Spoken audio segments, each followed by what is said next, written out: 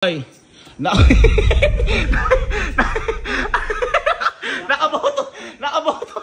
nakaboto na rin to, boy. Nakaboto ka na rin, boy. Pili ko sa Bigay, tino si Kensio.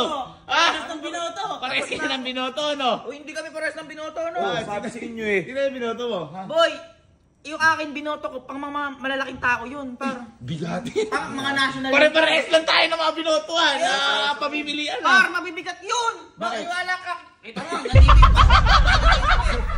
Par, mabibigat to. Alam mo kung bakit? Alam mo kung bakit? Para ko nalaman mabigat.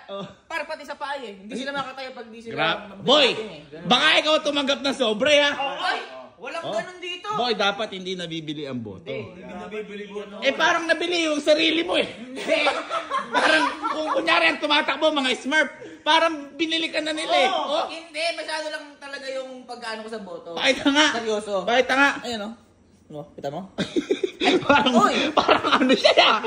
Parang mahirap tanggalin dyan. Grabe ka naman. At saka, tingnan mo, sobrang seryoso ko. Actually, hanggang dito yan eh.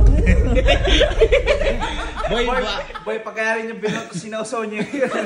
Parang mahal na mahal mo naman, boy, binoto mo. Oo naman, oo Boy. naman. Ganun Tsaka ako sa dapat mata. kayo pagboboto kayo, yung yung talagang may pakinabang. Yan. At saka yung mga gumagawa ng batas. Yan! Yung mga ganon, sa senador. Mga ganon.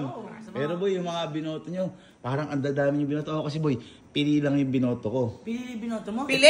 Pili lang yung binoto kasi boy, syempre, kung hindi ka boboto, baka, kung iboboto mo, hindi mo naman na-research o baka mamali ka lang. Tama. Kaya ako, pinipili Dapat lang. maalam ka din. Oo.